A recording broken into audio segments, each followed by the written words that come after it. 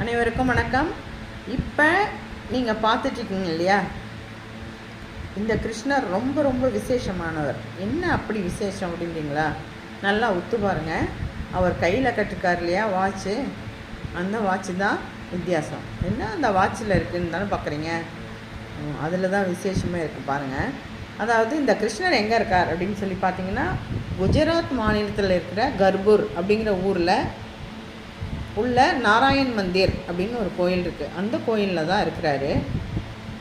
இந்த கிருஷ்ணருடைய கையில் இருக்கிற இந்த வாட்ச் எப்படி அவர் கைக்கு வந்துச்சு அப்படின்றது ஒரு சுவாரஸ்யமான ஒரு கதை.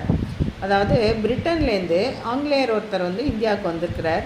இந்த கோயிலை பார்க்குறதுக்கு இந்த இந்தியாவிற்கு வந்திருக்கார். இந்த கோயிலுக்கு போயிருக்கிறார்.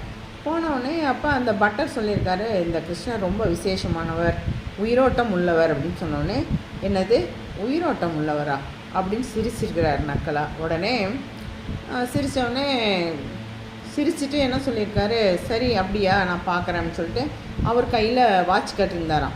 அந்த வாட்ச் எப்படின்னாக்கா, நாடி துடிப்பு இருந்தால் மட்டும்தான் அது ஓடும், இல்லாட்டினா ஓடாது. அப்படிப்பட்ட ஒரு வாட்ச்சு.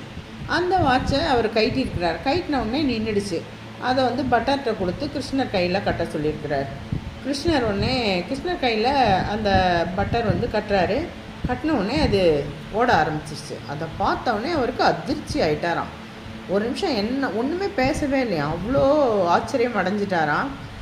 அவ்வளோ சக்தி வாய்ந்த கிருஷ்ணர் அவர். இன்றைக்கும் அவர் கையில் அந்த வாட்ச் இருக்குது. அபிஷேகம் ஆராதனைலாம் பண்ணும்போது என்ன செய்கிறாங்க, அதை கைட்டி வைக்கிறாங்க. அதை கைட்டி வச்சோடனே அது என்ன ஆகிடுது, ஆஃப் ஆகிடுது, ஓடுறத நிறுத்திடுது. அதுக்கப்புறம் அவர் கையில் கட்டின உடனே மீண்டும் ஓட தொடங்குது. இதெல்லாம் மிகப்பெரிய அதிசயம் இல்லையா?